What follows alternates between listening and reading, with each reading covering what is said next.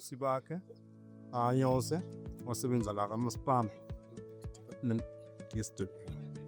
Umsebenzi wethu ukulayisha shaya amasaka sikline tusala phansi like sure ne-safety yakhona ukuthi siqhuba ngayo. Siyasebenzisana kahle kakhulu nomphakathi, siyawuhlonipha uma usimemeza ekhipha lithi isaka simethu driver ayimise imoto simlinde.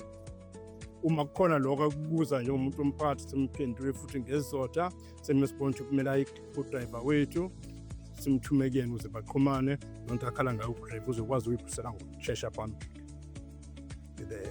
Umsebenzi wethu lowo ukuthi umphakathi ube happy ube clean.